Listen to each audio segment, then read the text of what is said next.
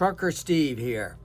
So, December 2025, early December, and we were flooded with a lot of headlines. CDL trucking schools are all closing down, 3,000 plus. Not exactly true.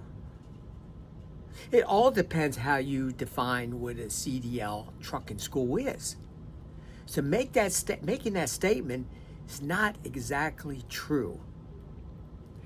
So here you are, you want to go get your CDL training at a CDL trucking school. Well, you look in the trainer provider registry, United Parcel Service, bus companies, trash companies, individual trucking company and all that. Try to go to them to get your CDL training. Well, you're a truck. No. We only training our own personal employees. It's all how you defined it. So let's go hit some of these articles, and I'm saying, like I said, it's not exactly true. It all depends how you yourself interpret what a CDL trucking school is.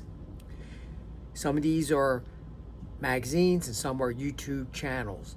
Just Trucking, 3,000 CDL schools gone. Bonehead Truckers, FMCSA to close 3,000 CDL schools.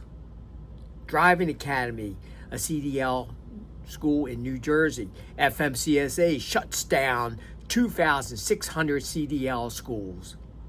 CDL Life, journal, magazine type.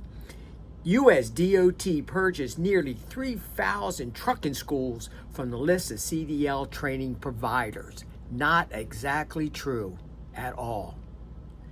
Now, let's go to some that are fairly true and accurate. Truck Safe Consulting, Facebook, YouTube, 3,000 CDL schools removed from the training provider registry. More truthful. FMCSA, this is where it's all coming from. Sean Duffy cracks down on illegal providers of CDL training centers. That's true. Another journal, Commercial Carrier Journal. Nearly 3,000 CDL training providers removed from the FMCSA registry. True. Overdrive Magazine, FMCSA training provider purge, crackdown or cleanup. And this is an article written by Todd Dills, December 3rd, 2025. That is a good, truthful statement from Overdrive. Once again, FMCSA training provider purge. He's not saying CDL school purge. He says training provider purge. And the article goes in, is it a crackdown or just a cleanup? Last 3 years, people get on the training provider registry, which wasn't too hard to do. Some were inactive. FMCSA calls them up and say, hey, you've been inactive. You haven't done anything.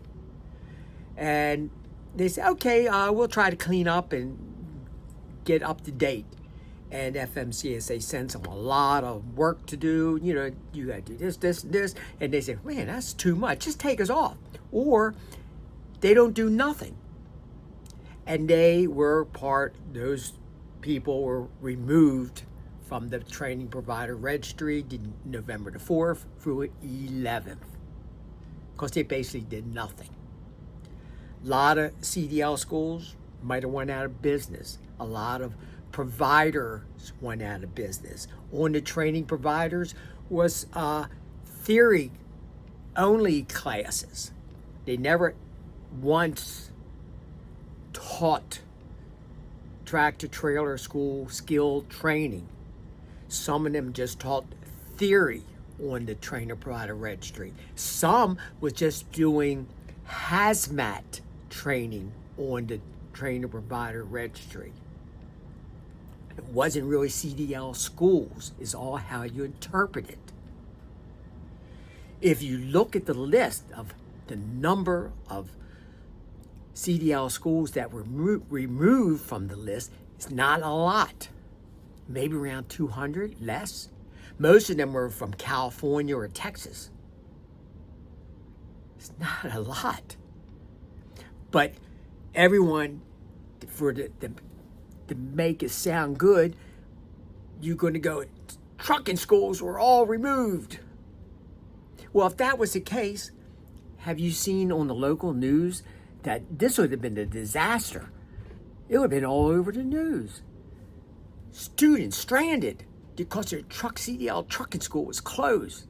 Not true. Not exactly true. So, but this happens all the time. They're looking for some way to present it to get the views maybe, or to get readership. What do you think? Maybe I'm wrong. Maybe I'm wrong. See you on the next run. Be safe out there.